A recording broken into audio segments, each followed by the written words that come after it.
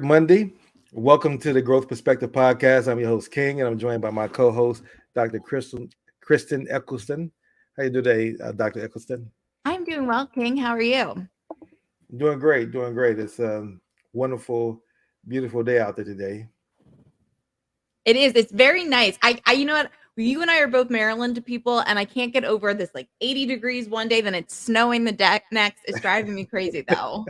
Well, that's our typical February, March weather. We don't usually get that balance until about April, That is about true. middle of April, before things balance out. Then we can pretty much say put away all the winter stuff. Winter's definitely over. But you're right. Our weather it fools the blossoms that Hmm. come out because they come out a little earlier because it gets warm and then Yep. it gets cold again. So I know my tulips have already been eaten by the rabbits, which would have died anyways because what it always gets one snow day in March here eventually. exactly, exactly. Well, we'd like to get things started with our gratitude moment. So, would you want to share what you're grateful for this morning? I'm grateful to be here. I am grateful for some exciting opportunities that have come up in my life recently. I'm grateful to just be here having a conversation with you and having the opportunity to kind of expand my mind and maybe gain a new perspective. Absolutely, absolutely, and I'll concur what you said. What you're grateful for as well, and just add that I'm also grateful for the ability to see, hear, talk, walk, stand, breathe, have sound mind. And my mother still be alive and have sound mind. And lately, what I've been doing is the last 6 weeks I've been getting up at 7 o'clock, and I walk my dog down to the harbor, which is about a 5 mile walk back and forth. Wow. And I sit down the harbor for 30 minutes, and I actually train her some commands down there. But just sitting there on the bench, looking at the harbor, is something that I really enjoy now. So it's something I look forward to, and I'm grateful to be able to have that experience and finally get my dog to the point where she's getting better on the leash. Hmm. So that's much more enjoyable. So hopefully next 30 days she'll be perfect on the leash, and it'll really be a great walk. And I can really, because I realize that I have my best thoughts when I'm walking. That's when things that I'm working on, solutions, strategies, they all kind of come together. I tap into that frequency, I call it, and Hmm. the energy just is there, the ethos, and I'm able to pick it up. So I'm Love grateful for the experience. That's fantastic. I'm jealous of that walk too, by the way. Yeah, that's one of the great things about.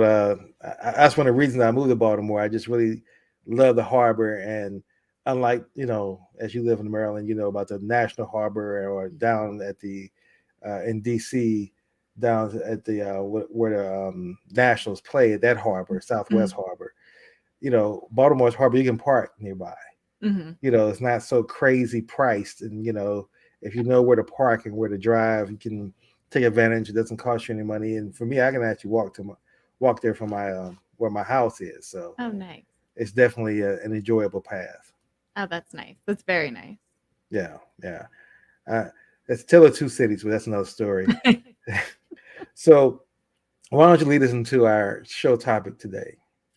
Yes. So I want to talk a little bit about perception versus reality. We've talked about this, I think, in the past a little bit, but I really wanted to deep dive into it using the Netflix documentary Capturing the Killer Nurse.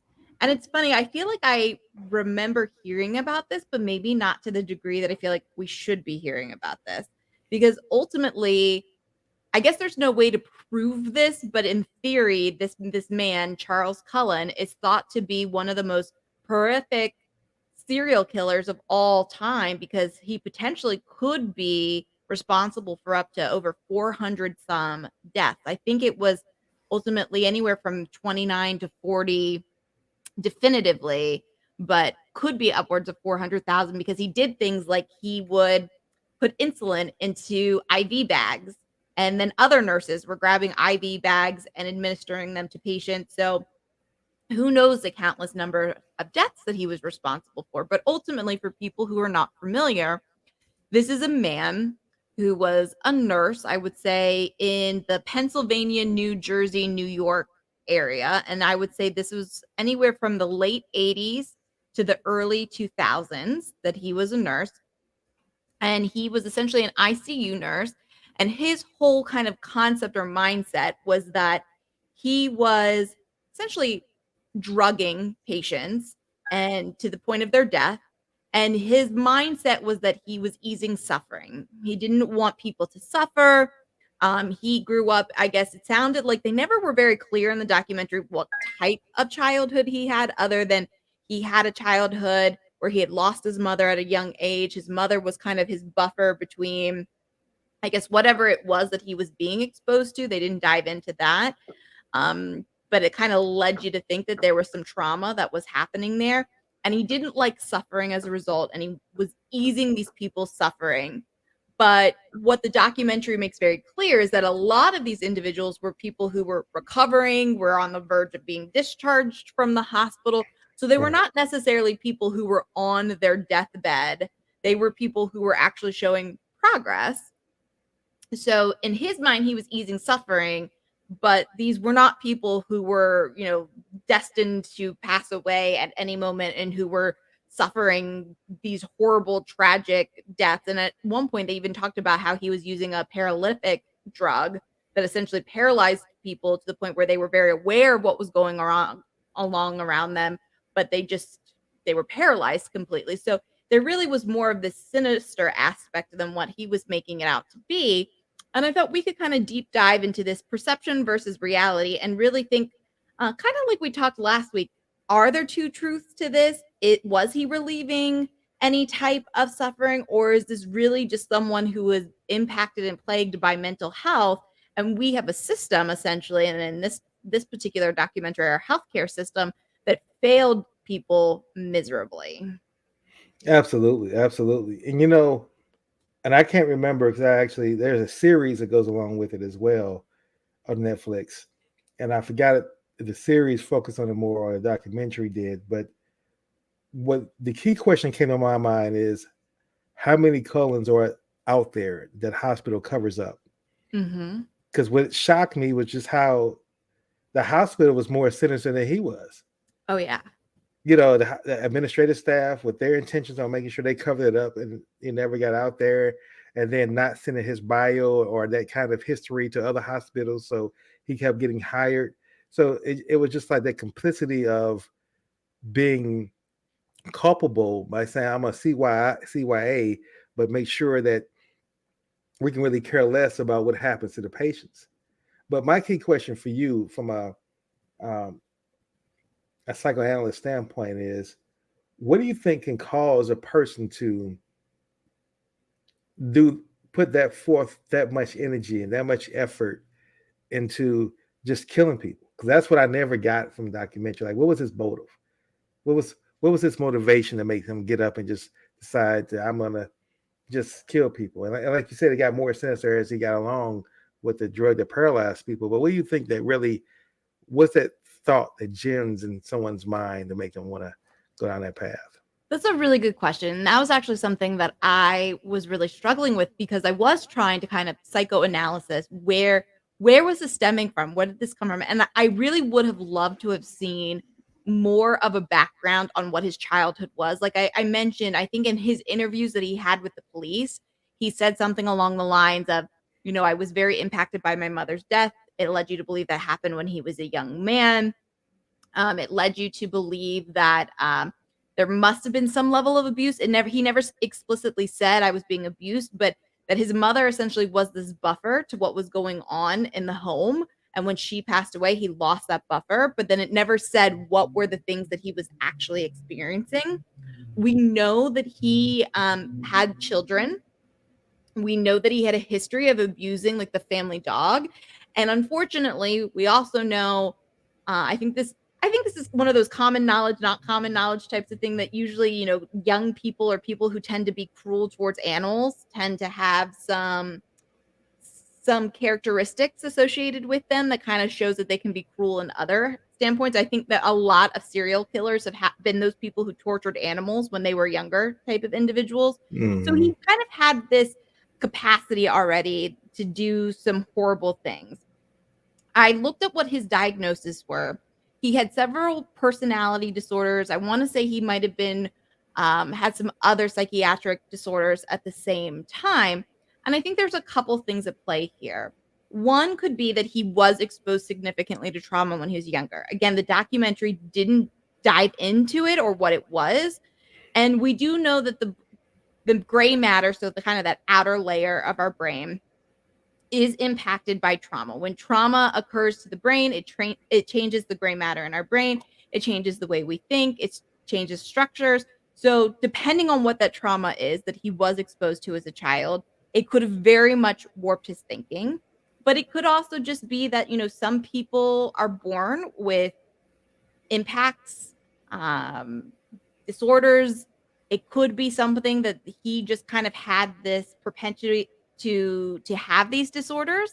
And again, the trauma could have contributed to it or unlocked it. It could just be that we're trying to rationalize a very irrational situation and we'll just never do it. I think there's a quote from one of the Batman movies where it's like some people just want to see the world burn, that there's no other reason. Do you know what I quote Yeah. I'm talking about? That there's no other reason for it other than they just want to see the world burn. And sometimes that's because of their own trauma. And that's just how they have been shaped and viewed the world. So without knowing a little bit more about his personal history, it's hard to pinpoint exactly what happened, other than there is a man who his perception does not match reality. Like I think he truly believed that somehow he was doing right and easing suffering, but we know that that's not what was happening because these, again, were not terminally ill patients that he was killing. But he also seemed like in some of his interviews that he wanted to be stopped, that he was hoping to be stopped, that he had wanted to be captured. So there had to be some degree then of him that knew what he was doing was wrong, but he couldn't help himself. And his capacity to have feelings and care for the nurse. Mm-hmm. Like, he didn't just want to kill everyone that he came across. And that was interesting. Like, he truly cared for this nurse. And it took her to, bring him down in the context that, and that to me was interesting, just watching that dynamic, because typically, and I guess it comes from Hollywood, we watch killers and they just kill everybody. They don't Mm-hmm. really have any friends. They can just snap, like, like we saw with Jeffrey Dahmer. He didn't really have one person that he didn't kill. Yeah. Like, if he got a chance, he would kill any single person he had an opportunity to. Where this nurse, to me, was more prolific than Jeffrey Dahmer. You know what I'm saying? For the number of people he actually killed and the length of time. Mm-hmm.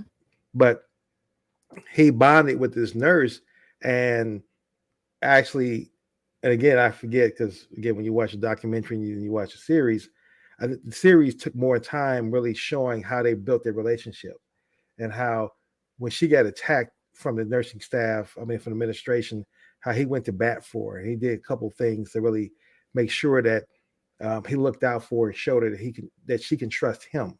Mm-hmm. And I thought that was interesting to have that level of compassion for her, but then not have any compassion at all for the people that he was killing.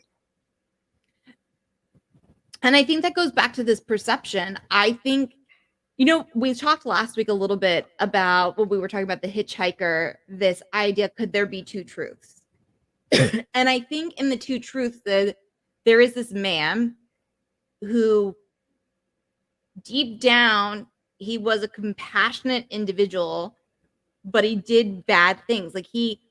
I think you can have compassion because he had compassion for the nurse friend that he had. And for those who are not familiar, she had, oh gosh, what is it called? And I'm blanking on it, but it's when essentially your heart rate gets very high very quickly and your heart beats very fast. There is a name for it and I'm blanking on it. And she worked with this nurse. And a couple of times when she was at work, she would have heart issues and need to sit or rest, and he would take care of her and take over her patients for her and was very compassionate. And he didn't ever go and tell anybody, in a sense that it would get her in trouble. Like, he was trying to be kind of a good teammate and compassionate to this woman, but then he's going over and he's killing patients. And I think, again, the scary thing about perception versus reality is when you believe something, it doesn't matter what the truth is. I mean, when you truly, truly believe in, and here I'll give an example in the sense of there are some people who will grow up thinking that my parents don't love me. They hate me. They don't appreciate me. My parents absolutely hate me. And it's not true. Like your parents could absolutely adore you and love you, but maybe you don't agree with how they're parenting or what their how their structure is or that the fact they were strict or didn't let you do something. So you have perceived their actions as them not loving you, when in reality as as your parents, they love you wholeheartedly, but you still end up with the same trauma as someone who essentially didn't have parents who loved them because you believed so much that your parents didn't love you. So everything that you looked at with your parents, everything that you looked at in a certain situation was reinforcing that they did not love you. And I think in the terms of this man, it's the same thing. Like he truly believed that he was being passionate and he was easing suffering. And even though these people were on the verge of recovering, I think he saw them in ICU beds with machines and tubes and things. And in his mind, he had wholeheartedly convinced himself that he was saving them or easing their suffering, but that wasn't the reality of what was actually happening. And that can be very, very scary, especially with individuals who have personality disorders. And I want to say as a claimer, like just because you have a personality disorder does not make you a bad person. And this does not mean that what I am talking about it applies to everybody who has a personality disorder, because that is not true. And I just want to make that piece clear. But there are many individuals who do have personality disorders who have a very warped sense of the reality that's happening. And then you, as the rational person, can end up being the person who feels like you're the one being crazy or you're the one who's not thinking clearly because they believe their perception is so much of their reality that you as the sane person start questioning your reality, because it's not like they come across as it being this very extravagant, like it's very obviously not reality. They say it in such a compelling way that makes you feel like you are the one who is like not seeing things straight. And I think that's why his friend, who was the nurse when she initially found out about what he was doing, didn't believe it or couldn't comprehend it, because she so much was invested in what his reality was because of the way that he presented it. You know, when you're when you were laying that out, I was thinking about, and this is a question I'm going to ask because again, I don't have kids, so this is strictly out of curiosity as well. And I know that as I've learned now, being a dog owner, and I studied the psychology of dog training Mhm. and the importance of being repetitive, creating a routine, right? Getting up every day at the same time, doing the exact same thing with the dog, and that routine creates a pattern in which the dog then learn. So my question becomes now: is there any similarity to when you raise kids? Can you create a pattern in which you teach kids a certain thing on a daily basis to create love and empathy by certain behavior practices that you may do? Is that a possibility? Like if parents were to, like, every day after school when they get home from school, they spent 2 hours just reinforcing certain love tactics or creating some kind of empathy to avoid someone going down the road of killing animals to start down their journey of being a serial killer. So is does that make any sense? Is it possible to work with kids in that same fashion? Yes and no. I think to some degree, yes, you can put structures in place and you can do everything that you possibly can to create an environment for an individual. But I think sometimes, and here's a great example. I'm sure everybody knows a friend who couldn't have been a more straight-laced friend, who has a sibling who couldn't get into more trouble and all the time, right?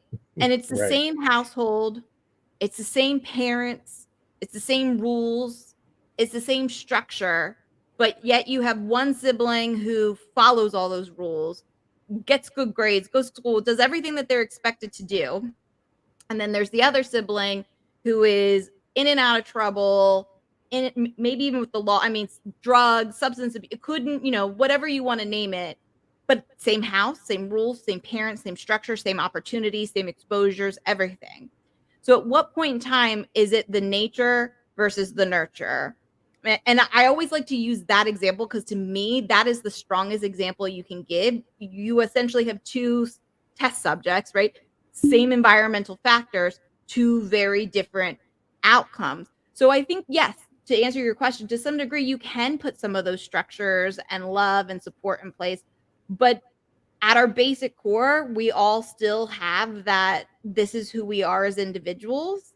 And maybe with the right support and structure, you can help put certain things in place that maybe don't trigger maybe some of these underlying factors that could exist. But sometimes I think that's the scary thing about perception versus reality, right? If you were to ask those two siblings, the straight-laced sibling probably thinks like my parents are great. Like I understand the structure that they put in place.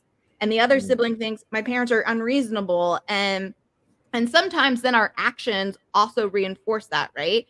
The child who's constantly getting in trouble thinks my parents are mean and horrible and unrealistic, and and that I'm the child with all the issues and my sibling is perfect. Why can't I be more like my sibling?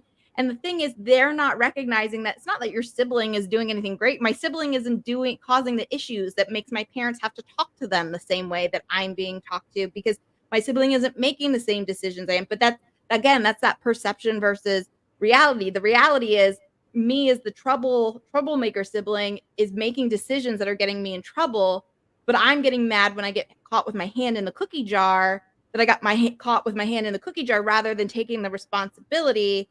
I start hating my sibling. I start having issues with my sibling because why can't I be more like the sibling? Why can't I be? I'm not taking that level of responsibility because it's that perception versus reality.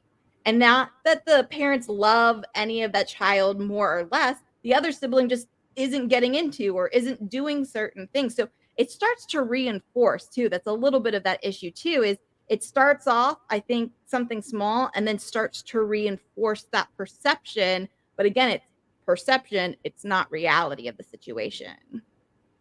That makes sense. And what you just laid out between siblings is definitely perfect. I was thinking about myself and my brother, and how we're different, growing up in the same environment, and how like I love learning, and he likes learning too, but he likes learning what he wants to learn. Where for me, it's more about I want to learn in general, Mm-hmm.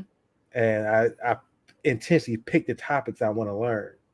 Where he's more, if it's about something he's really interested in, then he wants to learn. Where I've learned to be, it's an expression I learned that when you walk into a room, a networking situation, you don't intentionally set out to be the most interesting person in the room, but you can control being a more interested person in the room, which by default would make you the most interesting person in the room. Right. And so I kind of live by that kind of creed where I'm just generally interested. And when I meet someone, I'm listening with the intent to learn, to grow. And now, again, someone can easily lose my interest based on how they answers and the energy I'm receiving. Like, okay, I've lost interest and I need to move on. But generally, and I remember asking this question of this man when I was back in my 20s. And, I still to this day do this without even thinking about it. When someone says, how you doing? No, when someone says good morning, my response is, how you doing? Mm-hmm. And I remember I got checked on that before, and it stayed with me like a trauma experience. Since I was about 20 years old in working environment, walking into work. The guy said, he said, good morning. I said, how you doing? I kept walking. And the man stopped me. He said, what do you mean? He said, wait a minute. You asked me how I was doing, and you didn't stop to listen to how I was doing. Mm-hmm. And I had never thought about that. That was just my way of saying, good morning. I just said, how you doing? I didn't think about the fact that I had actually a question to ask someone how you're doing. And so he laid into me about, well, here's all the things that's happening in my life. And I had to sit here and listen to it for like 5 minutes, and it really made me feel bad. Really kind of ruined my morning, because now I had to sit here and actually, like I said, 30 years later, and it's still in my mind. But he was correct. Why would you ask a question that you didn't care about? You didn't really care about my day at all. So why would you ask how you doing? And I told myself I would go forth and just say good morning instead of asking how you doing. but I still say how you doing. It's like instinctive. So where I'm going with that is that's just my natural inclination to be interested. And now I take time to be interested when I ask someone how you doing. I actually look them in the eye. I don't just walking past and say that. I actually stop, look a person in the eye and say, how you doing? With the intent and interest to really listen to what they may say to me, you Mhm. know. And so I use that based off our discussion about siblings. I look at my brother being totally different. So when you gave that sibling analogy, that makes complete sense to me. And I think that's a common analogy for everyone, right? I think either us ourselves as siblings or we know somebody, right, who has that polar opposite spectrum type of siblings. And that to me is a great way of kind of that nature versus nurture, perception versus reality. But I do have to address that I am very sad that that person eventually like gave you a trauma response to that, because I feel like how you doing is kind of a standard like exchangeable for a good morning type of situation. And I think it was more them than it was you. They obviously had some stuff. If they took you for 5 minutes after that, they had some stuff they needed to unload, but they essentially guilted you into having to listen to their needs. And it was horrific. It was like his wife was sick, his mother had died. I mean, it was like a litany of bad Oh, geez. things he was really dealing with, and he was generally depressed and sad and stricken by this information he was sharing with me. Mm. But generally, like people say, when someone says, how's your day going, and you say, well, it's going okay, and then the expression is, well, nobody would care if it wasn't. And that's kind of true, that nobody really cares if your day is not going well. Again, I don't think that's across the board that everyone you deal with doesn't care, but I think in general, most people don't care. There is a comedian, his name's Tom Segura, and he actually has a joke where he addresses that. And it had something to do with the time he went into a bank. But ultimately, the punchline was when you ask somebody how they're doing, if your answer is anything other than fine, you keep it to yourself. Right, I think I saw that. Yeah. That you don't burden me with your things. I was just being polite and friendly. You call somebody who you know to unburden that too. So, which I get to some degree. But I don't know. I can see a lot of different points. I've had a point in my life where I also try to get to the point where when people ask me how I'm doing, I think a lot of us just go, oh, I'm okay, or I'm fine, even when it's not the truth. And I don't necessarily plan on unburdening the person with what's going on, but I will be honest and being like, yeah, things are just tough right now, and then leave it at that.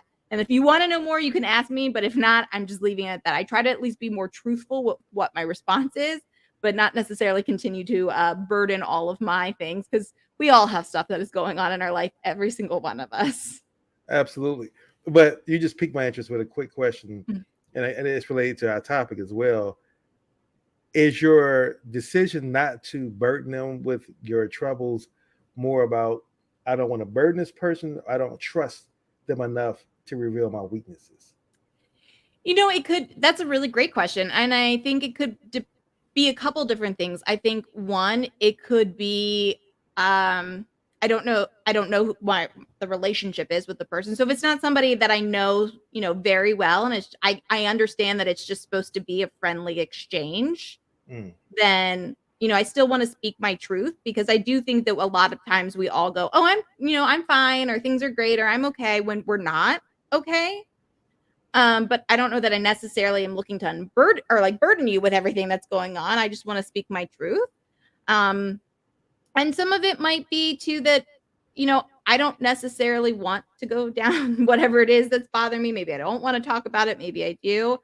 Or I do try to keep my outlets to who I am sharing this information with. To me, it ultimately comes down to I'm just trying to speak my truth. Like I'm gonna be like, I'm okay, or I'm fine, but I don't know that I necessarily want to um dive into everything other than just being able to speak my truth. Because I think for a long time I was that person who was, I'm fine.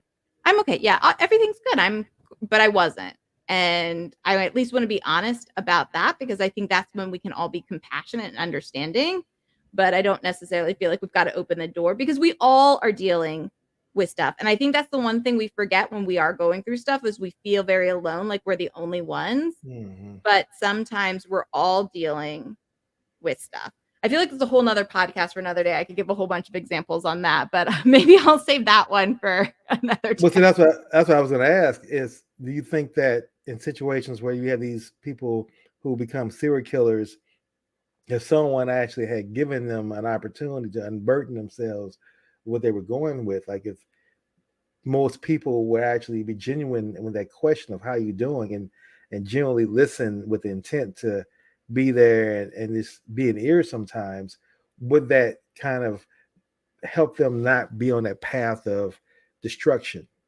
If they had more, if that was more of our society, we actually did have more of an empathetic ear than most people you run into.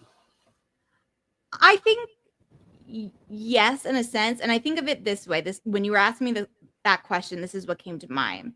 We talked a little bit about the hospital situation, and this man, Charles Cullen, had jumped from several hospitals, and each time he left a hospital, it was because they essentially had gotten suspicious that he was doing shady things, and they essentially didn't want to be liable because we know how our healthcare system in this country is. It's a private for profit type of situation, and it's all about the Benjamins, right? And what kind of money we're making. And I think these hospitals were more afraid of what reputation would we have, what kind of lawsuits would we open ourselves to if people learned that, hey, I had a loved one who was here from this time to that time, and it seemed odd that they passed away when they were getting ready to get discharged, and now we're going to sue the hospital, and what is this going to mean for our reputation? What is this going to mean for any funding that we have? And that's why hospitals swept what was happening with this man under the rug. But Mm. what would have happened if earlier on a hospital had recognized what was happening, and if at minimum said, hey, we need to investigate this from a standpoint of, is this person okay, what is going on with this person, and opening ourselves up to understanding or calling them out on it? Would this have stopped way sooner? Would we have gotten them the care? Would they have would they have been able to save face and prevent?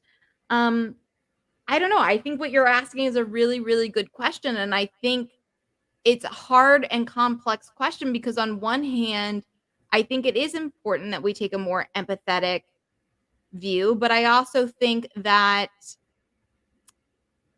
who is ultimately responsible for making sure that we are taking an empathetic view? And here's what I mean by that.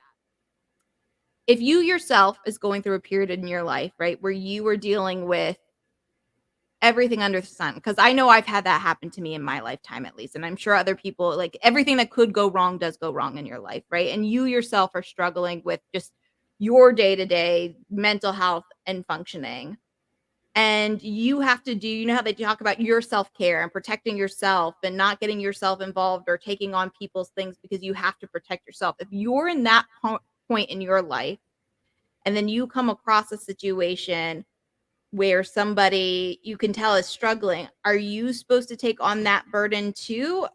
Even if that's going to push your mental health over the edge? Because I think what a lot of people don't realize is, people, especially people who work in that mental health field, like, it is a lot. It's very mental health taxing to take on other people's burdens too. It's not like people who work in the mental health field don't have their own personal things going on, or their own personal tragedies or whatever is happening. And when you're taking on other people's, that does sit with you. And if you're already at a point in your life where you're kind of stressed to the brim, are you protecting yourself? Are you protecting yourself by not diving into being more empathetic in that moment? Do you still owe it to the world to be empathetic? I mean, and that's even without knowing the extent of what that person is going or doing. We don't know that everybody is being a serial killer, right? So Right. hopefully what I'm saying makes sense, but I think sometimes there's some really blurred lines, and it's hard to know what the right answer is there, because we're being taught nowadays, now that we're being much more open with mental health, that protecting yourself is not a negative thing. But then, does that make you not empathetic at times in your life when you need to protect yourself? You know, that's a great discussion. It reminds me of, I don't know if you were a Trekkie, but I remember there was an episode where it was with Khan. I think it's back with the television show, and his first appearance. I never forget this because and I've used this later on in my life, but there's this scene where I think he's talking to Kirk or someone. He says, "Your pain runs deep. Share it with me."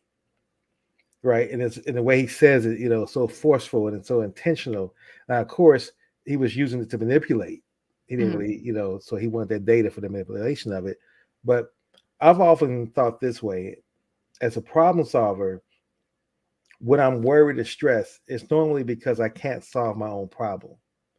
So the best way to get over that worry and that stress is to go work to solve someone else's problem, because it kind of puts me in my natural space of being a problem solver. Mhm. But it's a problem that can be solved with my actions. Like someone is hungry and I'll go down and I help feed the homeless, Mhm. or someone needs something done, I can go do that. But when it's mental health now, I don't know if I can do that in a mental health situation. So a person saying my problem is I'm dealing with, all these issues that arrange around whatever mental health may be, there's no solution that I can do within that moment, that day, that can solve that. So I don't know if I'd be willing to take on that burden. So you're right. I think that is a very difficult line to navigate. But I do think that, as I'm listening to it and processing this in my mind in real time, I think us finding a solution to that can help reduce some of the people out here. Because I just think that if you look at more society now, the number of people who are doing mass shootings is increasing. And now it's no longer just a profile of one type of individual who's doing the mass shootings. It's now, anybody can do a mass shooting now, because they just may fall into that victimless void and Mhm. begin to pile on all the reasons why. And once you justify in your mind, I remember I was dating this woman when I was younger, and she used to always say this to me: you can always justify whatever you want to do in your mind. And I had never thought about it like that.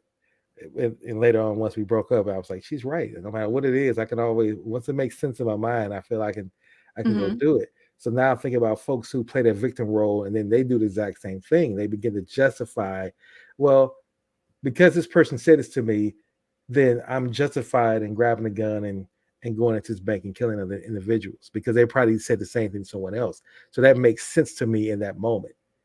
And because they don't have anyone to talk to, there's no cultural, and we don't have systems in place where, if I'm feeling, I mean, yes, we got hotlines you can call, but I never call those hotlines to know if they actually answer the phone, are they really empathetic, do they really provide solutions. So I just think that's an interesting place. And I wonder, at what stage in our society do we get to the point where we begin to start creating those things in place to try to reduce some of the mass killings, instead of just saying, well, we're going to do gun control. Mhm. Because to me, the guns are already out on the street. You're not stopping that. And I know that's a whole different topic for a whole different debate, but I'm just still going back to the mental health issues where I'm going with those questions. No, and I think everything that you said makes sense, and to be honest, I think I'm at a point where it's hard to, I don't know that I have a great answer, because there's so many factors in place. When you think about mental health and you think about suicidality and you think about things that people are doing, you're right. Like, there's hotlines, there's things that exist. Do we consider those surface level? I mean, is it that people who are going through things don't realize that those things are available? Is it because they don't think it's going to make a difference? Is it going to, there's so many pieces to the puzzle that it's hard to know where the disconnect is, because what is that person thinking in the moment? Is it that they don't think that those resources are going to work? That is it those resources are not something that's on the forefront of their mind? Is it that, it's a pain that they need immediate relief to now? Is it a thought process? There's just so many unknowns that it's hard to really pinpoint what is the solution to some of what's going on. Now, I think in the terms of this documentary, we can pinpoint easily that there was a known issue and people let it continue to go. And just in, like that documentary said, Charles Cullen is in jail, but there were people who contributed to this issue by not taking action. and they will never have to seek any kind of justice for their actions. And I don't disagree with that. There were people who, if at minimum suspected that this man was doing bad things, but because of the reputation of the hospital and because of funding, and they didn't do what should have been ethically common sense because they were worried about money than they were worried about people's lives. And I think we can easily pinpoint the issue being contributed to by those factors. But in a more general sense, and in a way that we've kind of talked today, it's much harder to answer because there are situations where, are there factors like that hospital, or did somebody just wake up one day and maybe there were red flags, but those red flags were so minimal that in hindsight we can put them together, but while it was happening, unless we were all, those grouping of people who may have been involved were communicating, there would have been no way to know that this was coming or this was going to happen. Or and I do feel like there are some situations where we can put all the red flags we want to in hindsight, but sometimes in the moment there is no way of knowing. It's just this unfortunate tragedy occurs, and what could we have done better? I don't know, and I honestly don't know. And it raised another question in my mind as well, is to your point about the administrative staff, the hospital. What if someone who was a victim of Cullen, he killed someone's father, again, like you said, who's in a situation where they were already supposed to, be released 2 days from now, and then he kills them, and then it gets covered up by the hospital staff. And this person now who can't deal with that, and they hear that, and they watch the documentary, and they hear that this could have been prevented because he had done this at previous hospitals, and they decide, well, I'm gonna now take a gun and I'm gonna go out here and deal with these hospital staff because they're not getting justice. So I'm gonna go out here and create my own justice. See, to me, at what point do we stop that? Because that to me can be a rational thought in someone's mind. Now again, if someone who still has a lot to lose is not going to do that. If you reach a point in your life where your father was everything to you, or that was your husband, and that was everything to you, and the hospital just let this person die because they decided to choose, we're going to choose, we're going to err on the side of not being sued and not losing money and just sweep this under the rug, and it leads to this kind of consequences, they're culpable in that. And so if a person now takes action against them, if I'm on a jury, I will find it hard for me to be able to find this person guilty of that, because it's like this crime would not have been committed had you all taken action to prevent that. All right, buckle up with me. So I'm going to take you on one of my crazy brain rides here based on everything you just said. Okay. So I agree with everything you just said, because I feel like you're right. That person could feel justified in their actions because essentially their world has fallen apart. And I think that is why it is important that we hold people responsible. I think if we were to, let's say you and I were tasked with being lead investigators on this situation, I bet you and I would be able to find a paper trail that pointed to what individuals within those hospitals were ultimately in the know and responsible for making the decisions. And therefore, there would be people that we could essentially call to task and saying, like, hey, you, Mike Smith, knew that this was going on, or you suspected, at minimum, you suspected that this was going on. You gave this guy a recommendation and dismissed him from the hospital, when in reality, you had this paper trail of shady things happening and you didn't investigate it. But then this goes back to what you said a few minutes ago about being able to justify anything in your mind.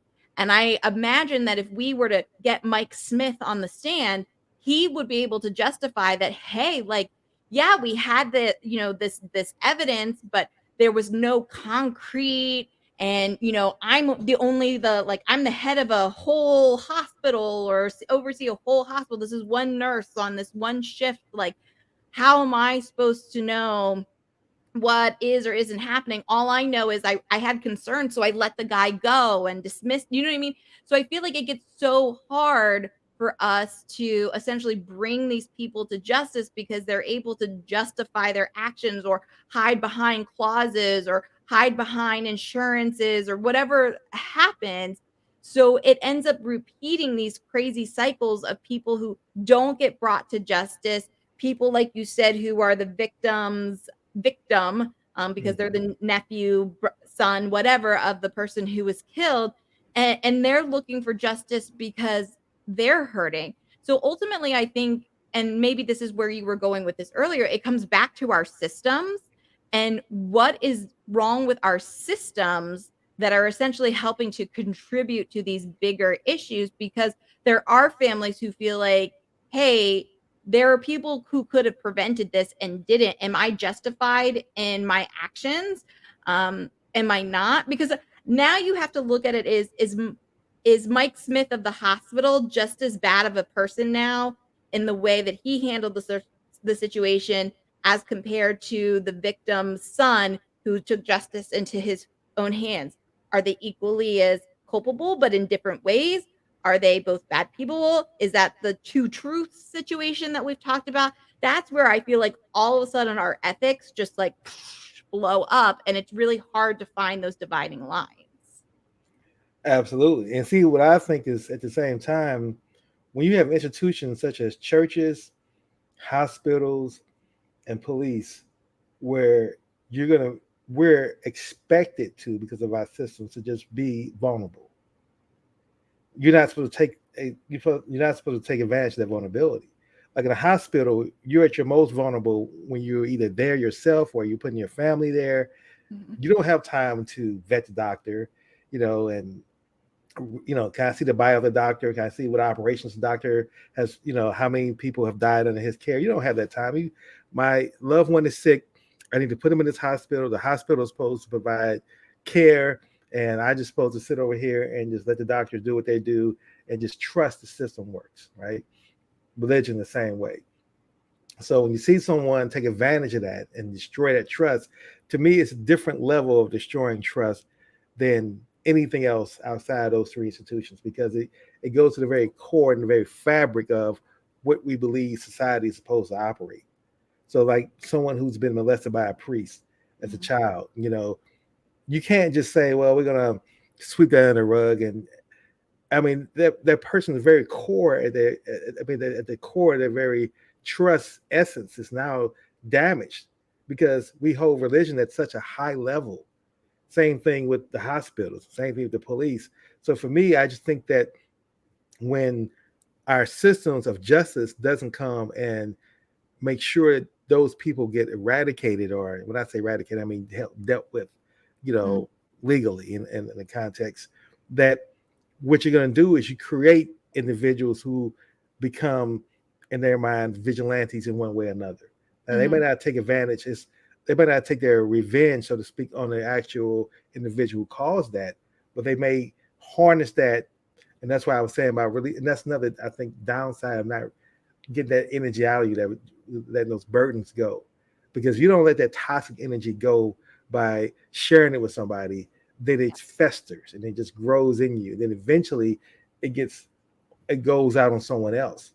Like they Yeah. may cut you off in traffic, and now you've gotten out, and now you have road rage, and the person's like, why does this person just respond in such a crazy way just because I cut them off in traffic? That's a normal everyday occurrence. But they let that stuff fester and it grow and it bubble, and this is how that is when the explosion happened. I think that goes to the idea that any of us could be that person. Any if we don't deal with, let me back up. Nobody's life, and if you do, if you're listening and you have had like no tragedy or trauma or anything happen, please call me because I would love to know how you have avoided that in your life so far. But I don't think that there is one person who has ever been without trauma or tragedy in their life to some degree. We all have experienced it different scenarios, different situations, but to some degree, we have all, if you are an adult, you have gone through some type of trauma or tragedy to some degree in your life. I don't know that there's any hiding or getting away from that. But I think we all have to deal with it. And I think ultimately, then what it comes down to is, are we as adults dealing with this trauma and tragedy? Are we helping children who've experienced trauma and tragedy to deal with it? Because I think any of us could ultimately become a, for lack of better words, a villain if put in the right situation with the right breaking point associated with it, if we've never dealt with our trauma and our tragedy. Because to let that bottle up, to let that fester, as you said, I think good people, and we've discussed this before in our last podcast, good people can do bad things when that trauma has never been dealt with or coped with. Now, I think in this particular situation, I think Charles Cullen has a litany of mental health. But again, it didn't tell us specifically, but what it alluded to is I have a feeling that he also has some significant childhood trauma. I don't know enough about his childhood, but given what it alluded to in the documentary, he probably has a litany of childhood trauma that was never dealt with whatsoever. And so it's kind of a chicken or the egg. Was he born with this litany of mental health issues that, he got to a certain age and just here it is? Was it something that he always had the capacity for? And because of what he experienced as a child, it essentially just unlocked it at a certain age and here it is? Or is it something that was created in him because of an undealt trauma? And now this is what we're seeing.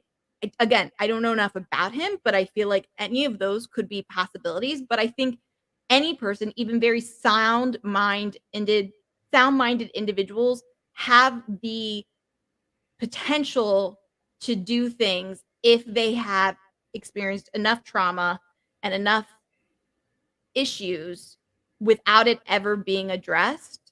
Because then it also goes back to, again, what you said, you can justify anything. And if your trauma has been significant enough and you feel like you are owed, or this is, you're becoming essentially an anti-hero in a way, right? You feel like you're being a vigilante, or you're justified in your actions or for whatever, because you never dealt with that trauma piece. Then I think that's what can bring good people to essentially do bad things sometimes. Yes. And going back to Cullen again, and just put it in this perspective, when the hospitals discovered that what he was doing was wrong, he never was punished. He was just fired. Mm-hmm. So maybe in his mind, it enabled him to say, well, yeah, it's wrong, but it's not criminal. Right. Because they obviously caught me and I'm just getting fired. And then I can even use him as a reference. Mm-hmm. So that, I think, and you alluded to it earlier on in our conversation when you said that he talked about maybe he wanted to be caught. Maybe that helped because he realized maybe what I am doing is wrong and no one's stopping me. Or it helped him think that what he was doing was right. And that's what helped solidify his I'm helping people. Because if the hospitals have a feeling I'm doing this and I'm not getting in trouble for it, then other people must think it's okay too, but they realize maybe not so okay. Then that's why they're just firing me and not doing anything else. So that could have also contributed to some of his warped thinking on why it was okay to be doing what he's doing. And that's why I think it's so important as we now get to the point of the show where you want to help people think about next steps as far as the growth perspective is concerned, growing, right? And again, every day I see examples of what happens when you have a fixed mindset. And to me, the consequence of having a fixed mindset. So what it does, it just further convinces me that the importance of having a growth mindset of, like I said, each day I pray to be wiser, smarter, a better listener, a better servant, more empathetic than I was the previous day.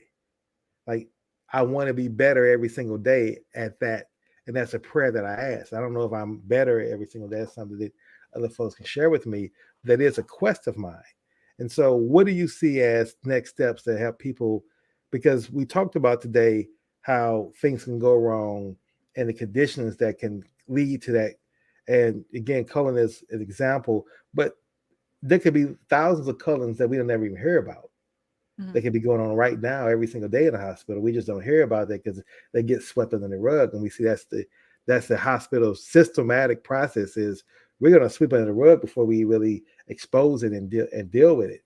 So that to me is a default mechanism there to again to a whistleblower. A nurse came out and decided I'm going to go against my friendship and do what's really right. But how often does that really happen?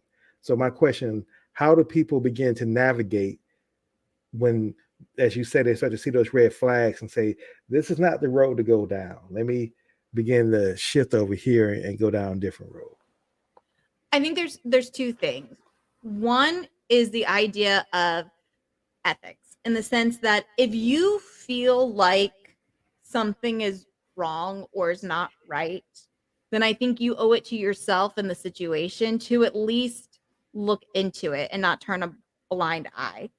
Sometimes we all know that our ethics don't align.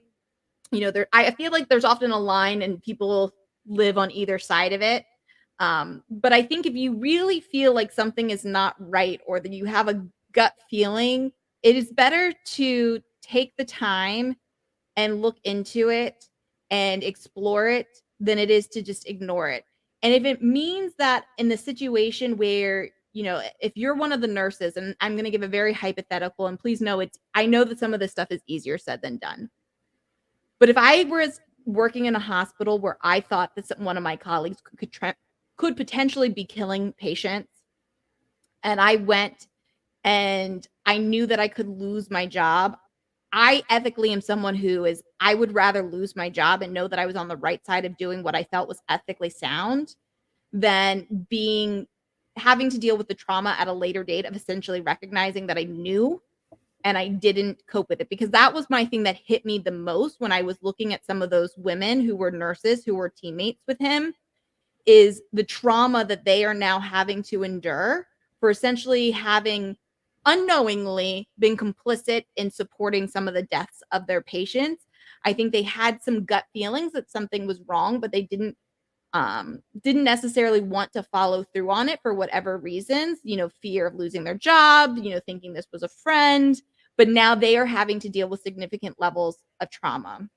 And again, I recognize that it's easier said than done because sometimes it's your livelihood. How are you going to feed yourself? How are you going to pay your bills? How are you going to feed your family? But I think ultimately that could sometimes be an easier thing to recover from than the trauma that you have to endure later when you realize what your role was in something that you didn't check your gut on when you had concerns. But I also think too, perception versus reality is the key in what a growth mindset is. And why perception versus reality is such an important topic is because to me, that is what leads to having a growth mindset. When you allow your perception to never be shifted in any type of way, you just trust all the time that this is the way things are, then that's what ends up shaping this reality that is for you sometimes not actually based in what is happening in actual reality.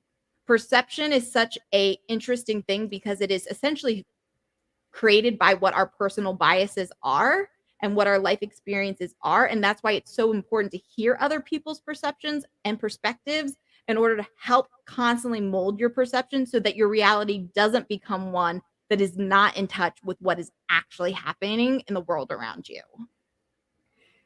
Absolutely, absolutely, and I definitely want to thank you for that because I believe, as we discuss these situations, what comes to mind is close friends of mine that I interact with on a daily basis, who I don't give an opportunity to share and unburden their pain and how they're coping with that.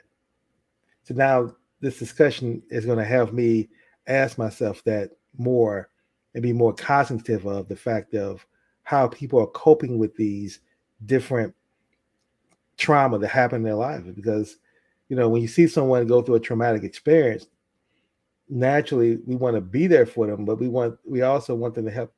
We're also hoping they get over it quicker. We don't ever say that, but our hope is that, like if you're not feeling well today because something happened, everyone's natural inclination is the next time I talk to her, I hope she's feeling better. Like magically, you just one day hit a switch and okay, I'm feeling better from this point forward, and we can, continue on our conversation, the direction that was going in before the traumatic experience happened. So thank you for laying that out, and I definitely concur with you that I believe that as society we should be more concerned about Or are we growing as individuals? That's a question I want to leave people with. Ask yourself, are you growing as an individual? Are you a better listener than you were, not necessarily on the same thing about me on a daily basis, but last year? You know, in 2023, March 6th, are you a better listener than you were in 2022 of March last year? Are you a more empathetic person? You're a more loving person? Are you attracting better people in your life? Those are the kind of questions I think people should be pondering as they begin, again, this journey down a growth perspective. Great. And I want to thank you, Dr. Eccleston, for your investment of time and energy with the show today. This was a wonderful topic, as always. Definitely food for thought, things to think about. It helps me grow every single time we have these discussions, and I look Same forward here. to the show and continue to build on. And I want to thank our listening audience as well for listening to the Growth Perspective. And we're going to encourage you to interact with us. We're going to now request that you watch the video. If you like what we're saying, you disagree with what we're saying, engage with us on our YouTube channel. We love to hear your feedback, and we definitely want to continue to build with you. But until we do talk, everyone, let's make the commitment to always keep a growth perspective. Thank you all.